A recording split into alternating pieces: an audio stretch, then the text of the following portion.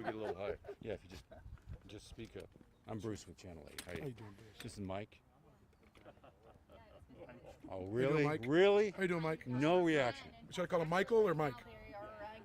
It took me a second. It's not your fault. I was a little slow. These are dad jokes, I got all a right? couple things on my mind. I just. And in fact, you guys, we were able to catch up with Coach earlier this morning. You guys were able to speak to him, and so we're going to go. This is obviously an announcement you probably have heard that to San Diego athletes, this impacts indoor-outdoor sports throughout the state of California. It was a lawsuit filed in.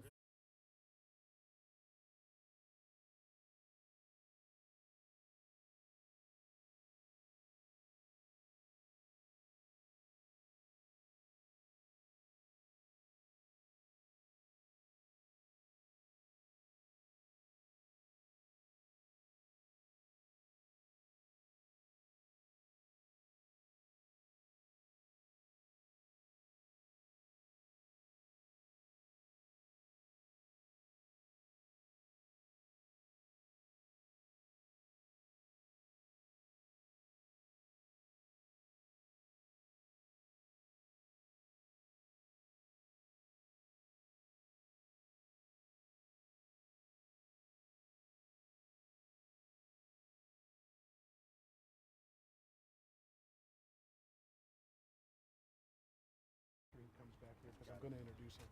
Yeah. Good. What's the order? Me, I'll introduce everybody. You, Gladnick, you, introduce these folks, and then we'll take questions. All right, everybody ready?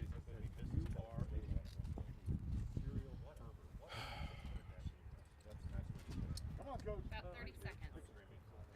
Oh, here he comes. Get in here, man. Let's go. Come on, Coach. Perfect timing, Coach.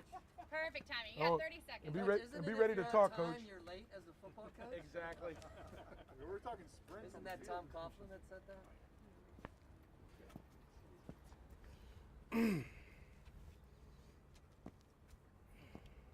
Don't worry, Coach.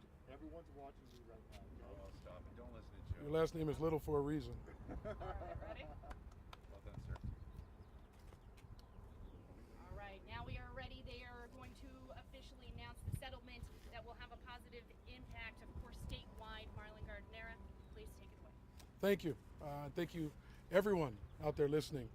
Forgive me, I, up to this point, have never had a lack of words or been unable to wing it, but today there are too many people to thank for me to do that, so I am going to have to reference my notes as I go through that. Last Friday, when my football team took the field for the first time officially, I said it felt like spring had come early. Today, for all high school athletes in California, Christmas has come early. And you're never going to believe who Santa Claus is.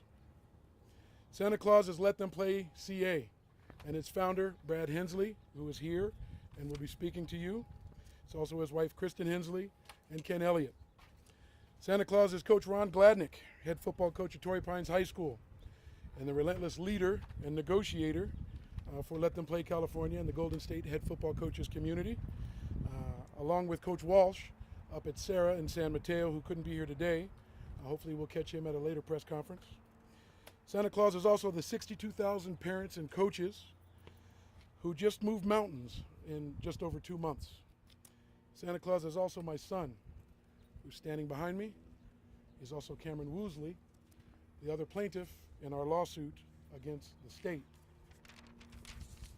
Because with the help of Stephen Grebbing and Ian Friedman from Wingert, Grebbing, Brubaker, and Jeske, we have reached a settlement with the state of California on our lawsuit.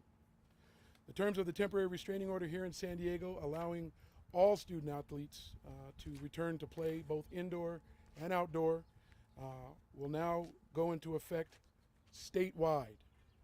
All high school sports can begin in California. I want to thank Summer Steffen, District Attorney for San Diego County, Supervisor Jim Desmond, and all of the assembly members and state senators who stepped up to fight for our kids.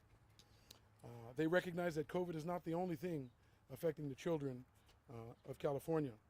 They also recognize something needed to be done to lift the restrictions on our children. As a result, kids throughout California will have a little bit more hope a little bit more opportunity to thrive through sports. Many of you are probably waiting for me to tell you what I really think about Governor Gavin Newsom, so I'm going to. I can't imagine the weight and sense of responsibility the governor must feel for 39.5 million people. And while I do not agree with all of his decisions or restrictions, I think we all have to understand that the gravity of this pandemic in the state of California is real. So, thankfully, the people behind me worked with the governor to get outdoor sports to return. He announced that a little over a week ago. And now with this settlement that I would imagine the governor had to sign off on, there is going to be indoor sports happening throughout the state of California.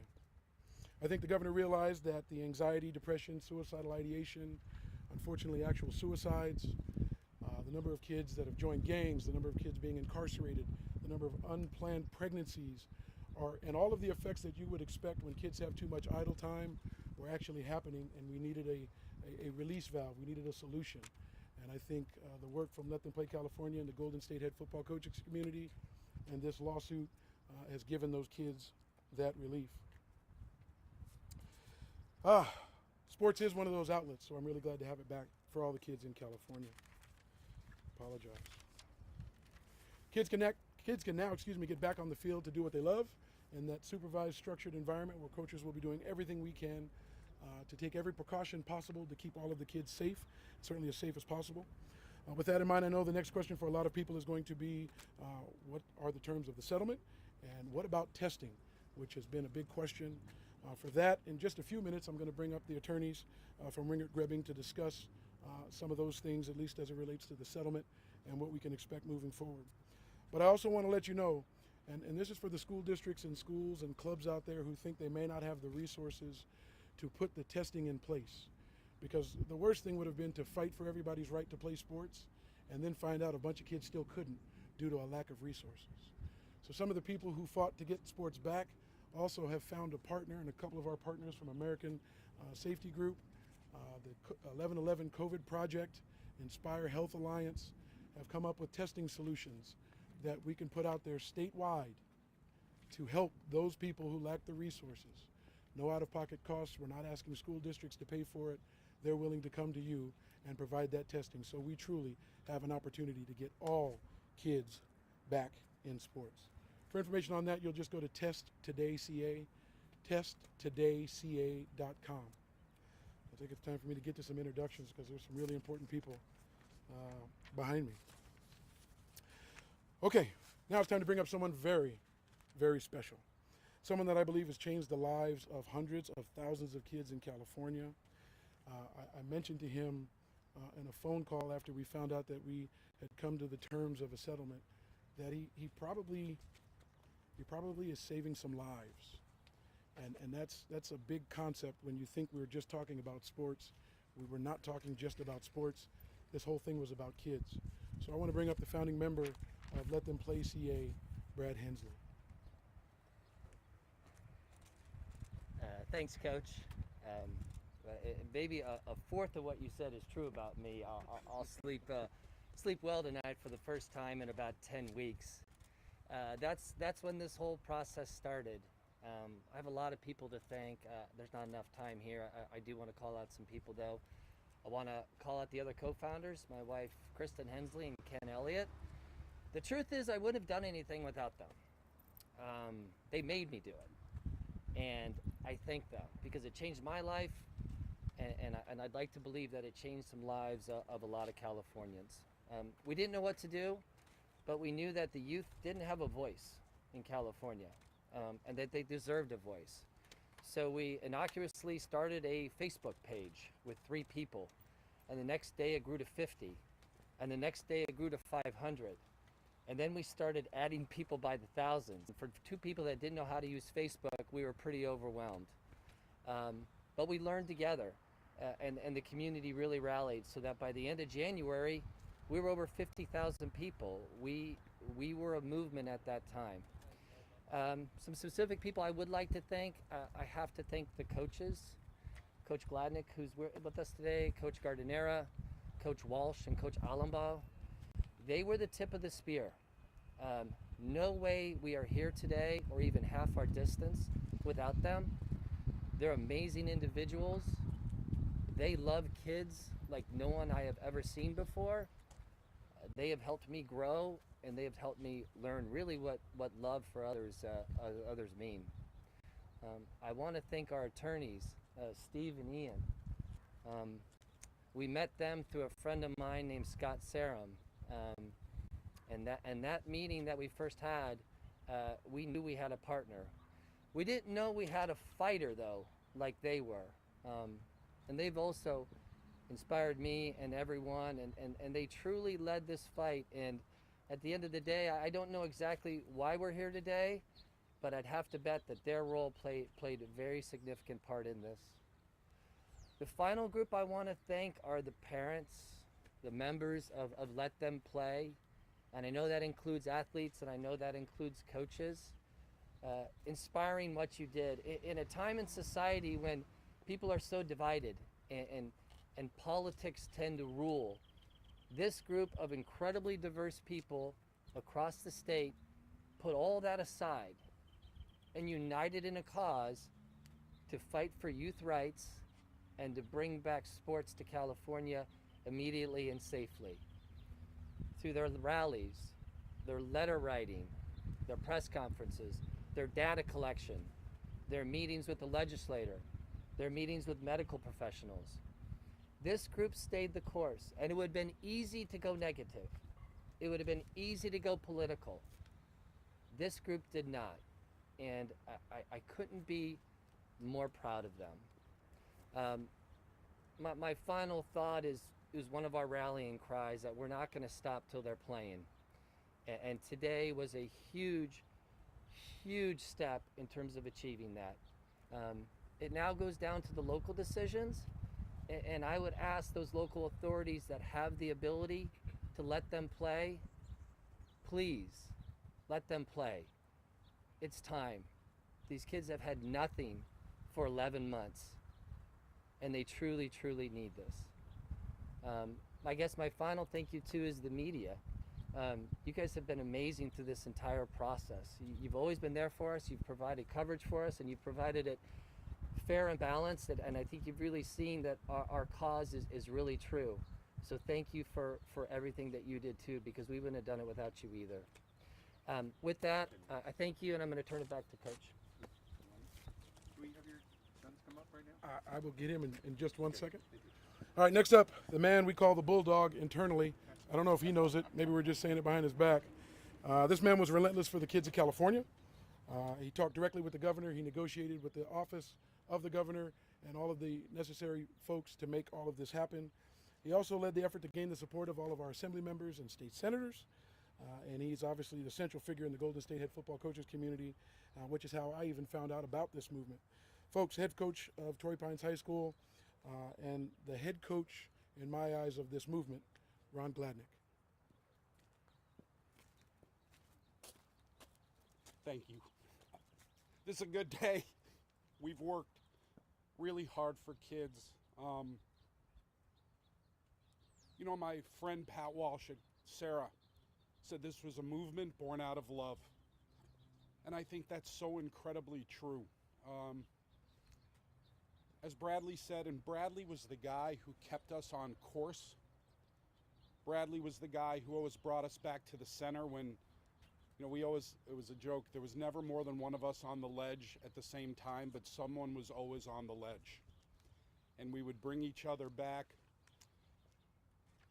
I told Governor Newsom and his chief of staff in our first conversation, I said, when you take sports out of it, the Golden State community of coaches is 6,000 men whose job it is to make a goal, develop a plan, and then execute. And I looked right at him and I said, is that the 6,000 men you want working against you?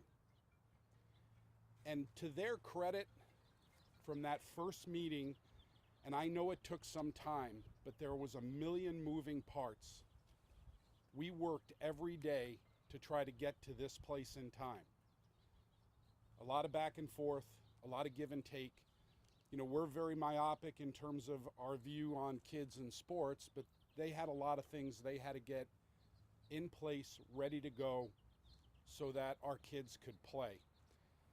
And to Governor Newsom's credit and to Jim DeBoo's credit, they did that every day with us.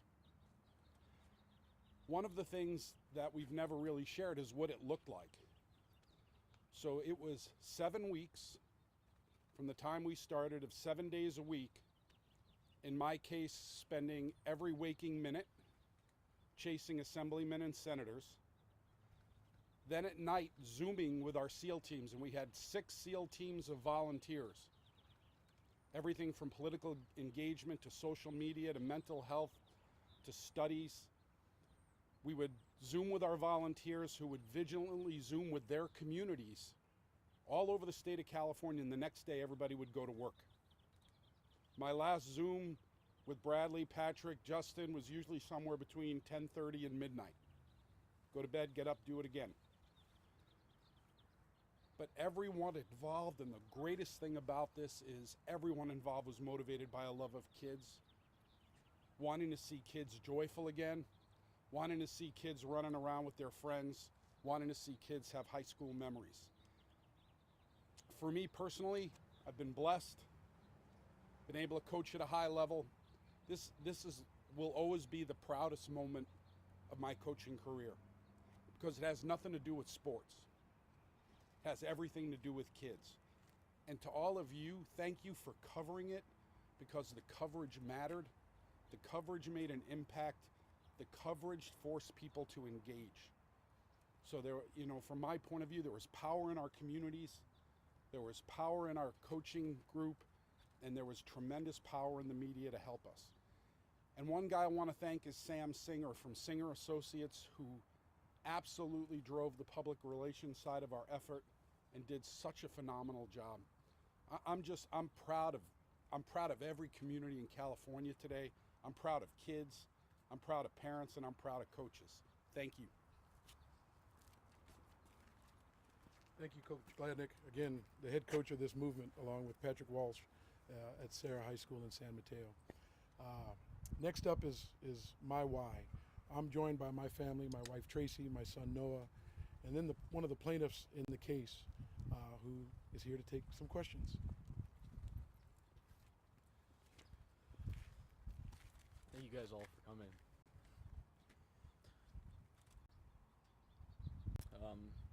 First off, just want to thank everybody behind me for allowing us to finally get back out on the field. I know all of us have been waiting for so long for this, and it means everything to finally be back out there and doing what we all love to do, and it wouldn't be possible without the people behind me.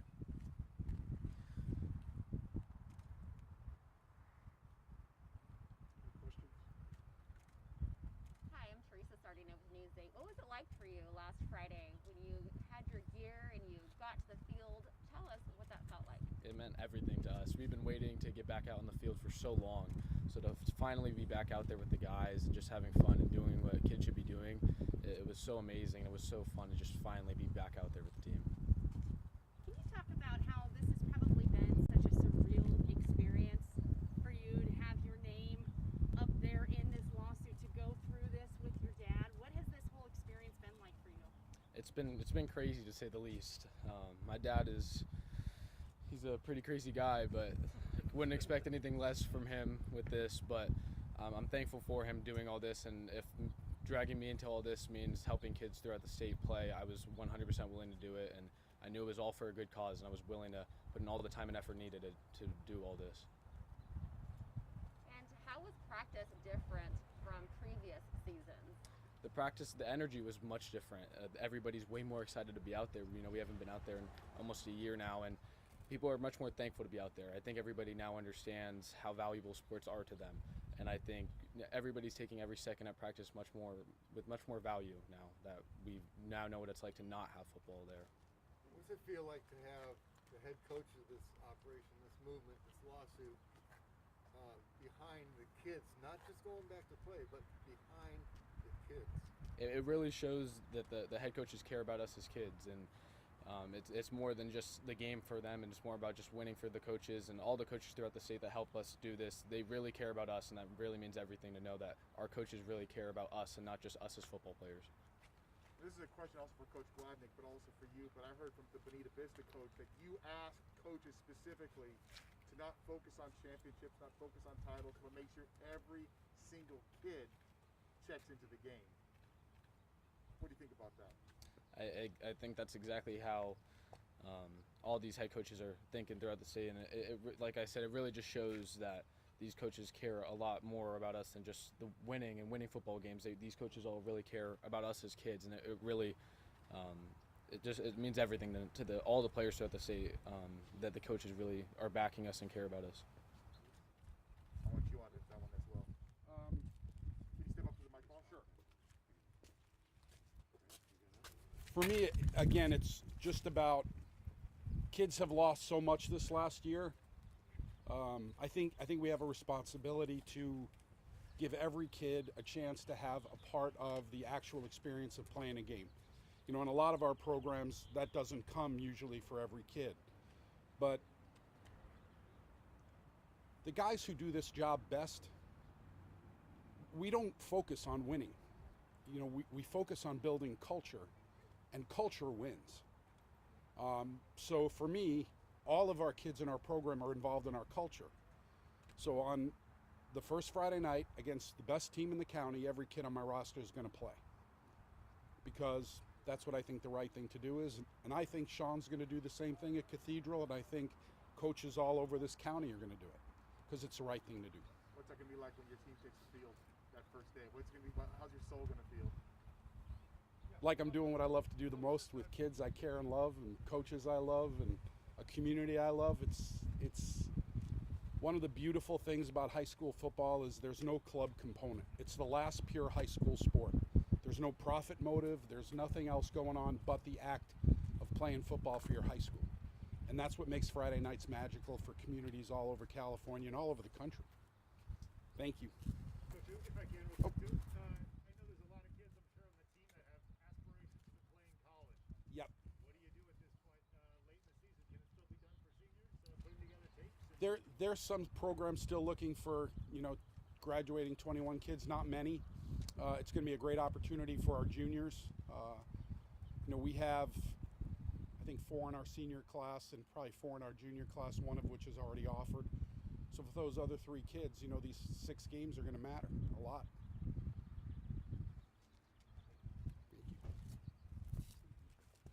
You know, to that same question about the high school athletes trying to go to the next level, you know, coaches try to convince their kids to work hard, be disciplined, be committed, get their grades up.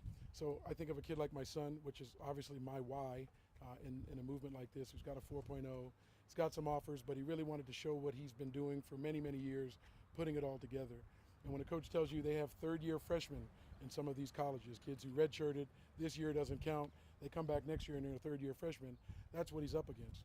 But I figure if he can fight to get sports back, there ought to be a place for him to go, and the other kids in California who by no fault of their own are not able to get back on the field. Back on the testing end of it, how is that going to work? Who's going to pay for it, and how many tests do they have to do? Do they have to do them each time they play? I'm going to bring up Stephen and Ian from Grebbing in just a second. I will say this. We've found partners. We found an alliance of people who do this for a living where they provide testing. There will be no out-of-pocket costs for any individual. School districts don't need a contract. They don't need to pay up front for testing. The CARES Act pays for a good portion of it. Insurance can pay for another portion of it.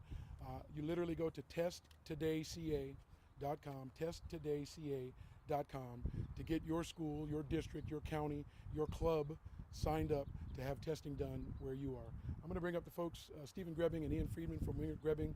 They can talk a little bit more about the settlement and what it means for the kids throughout California. Thanks for having us. We'll be brief. It really was a pleasure and an honor to be retained and work with these individuals to this end. It really was something different than what we typically do on a daily basis, but something we felt was important. And so thank you to Bradley and thank you to Coach Marlin for retaining us and letting us represent their interests and push this forward. The guidelines will be published shortly. They're very close to what you would find by way of the California Collegiate Guidelines, the Institutions for Higher Education. There's a little bit of some massaging and some revisions to it, but largely those are the guidelines if you want to go follow those. There will be some spectators allowed to come to some of the sports. Indoor sports will be allowed with testing, testing within 48 hours of competition, and then periodic testing as well during the week. So for some of the kids, depending on the sport you play, it's going to be multiple testing. For sports like football and some of the other outdoor sports that are less contact, it will either be one test or maybe as we get lower numbers, no testing when we drop below 7 per 100,000. So weekly testing for now? Weekly testing for now. And as it was indicated before, the governor is only providing testing for football, water polo, and rugby. And so it has been left to the schools on their own, the districts on their own, to get that additional testing that's going to be required. But Coach Marlin and Bradley, they've solved that problem and they've fixed that issue. And so any school, any kid, any district will have the ability to meet these elevated mandates and to meet the testing requirements, which are a huge part of what this whole thing is. We have to do this safely, we have to do this within the guidelines, and now the schools have the ability to do so.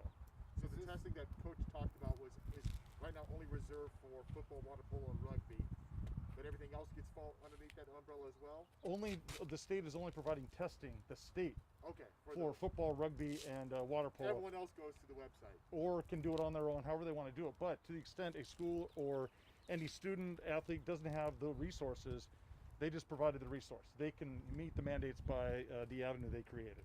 Does this settlement include rules and on spectators and cheerleaders, and what is it involved? It does not include cheerleading. That's separate and apart from CIF and from this effort. Unfortunately, we're going to continue to work on that issue in certain counties. We've been asked to continue on that fight, and we're going to do that. And I'm sorry, I forgot the other question. Yes. Clarify the spectators. Spectators, yes. So there's going to be a limited number of spectators. Right now, per family, 4 family members, immediate family. So each player is going to have the ability to have 4 family members attend in person these activities. Last week I spoke with Coach Gardinera about the state covering football, rugby, and water polo and excluding other sports for the COVID-19 testing. What were your thoughts about that? Because there's so many sports, you know, indoor, outdoor, just to have all of the others excluded. When that was presented to you, what were your thoughts? Well, thoughts were that it's sort of what we're doing. It's equal protection, right? I mean, they're covering some athletes and they're not covering others. And again, I don't want to make this political. I don't want to go after Governor Newsom. I'm glad that we came to a resolution and agreement, but it smacks to me of an equal protection issue. They're covering some. They're not covering any of the female sports at all. And there are certain female indoor sports that are going to require testing. So I think it's unequal. But again, we were able to pass through that, move through that. And Coach Marlin and Bradley came up with a solution. But that was going to be an issue if we couldn't have solved that as part of this. I don't know that we would have resolved this case in the way that the state was proposing. What's a huge, support system from Test Day, Cal, to come forward and to make this happen, because you got to think about it. Out of all the sports, the 3 that are being covered and the others excluded. So that's, it's great news. We would not have settled this case but for the resolution they found, right? The state was not coming far enough as far as we were concerned, and we would have been in court tomorrow arguing that the state should provide more. And that's the way I understood Governor Newsom's press conference 3 Fridays ago, saying we're going to provide testing. That was walked back to only the 3 sports. So that was a big part of this, but for the solution they found, we would not have settled this case. Sorry, the spectators, their family members, they have to be tested or no? They do not have to be tested. Is there a settlement that you guys can email us, a copy of the settlement you can at least email us? We have the revised guidelines. They're probably going to be published on the California Department of Public Health website later. I was told maybe as late as today, probably tomorrow. Okay. We're working on a settlement agreement. Part of this is making sure that the county is agreeable to all of this. We have an understanding that they are. Also making sure that CIF is going to go along with this. We understand that they are. And for every county where we filed, we have Deborah here from Orange County. She's a plaintiff in Orange County, her child. We're going to make sure that Orange County agrees to it. We're going to make sure that CIF in each of these different locations and the counties agree to it. Otherwise, it's a no-go, because we're not going to put people in a position where the sports are opened up, but the kids still can't play. It's up to the districts now. It's up to the schools and the counties, yes. But you have heard from CIF and from the county saying that they are on board with this plan? At least here in San Diego, yes, and I have an understanding this is statewide. Well, not an understanding, it is statewide, and so I'm assuming that will be the same, at least for CIF. What we have to do is make sure individual counties are also on board. So can I clarify for CIF? CIF has yet to see these official guidelines, so in fairness to them, they need to be able to review that before they can fully approve. We have a great relationship with them. They want the kids back on the field, so they still need to review the final document. And that's fair. I should have qualified. We got a letter last night from their council basically saying we've looked at it, we want more, but this seems to be okay. But it wasn't a commitment, but it certainly was a good step towards getting this resolved. Thank you. Any other questions?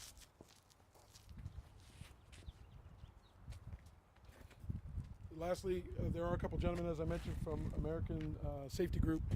They're not going to speak, but we got to tell you the alliance we've been able to put together to do the testing portion means that the movement didn't stop at them being able to play, but a functional step to actually make sure it can happen.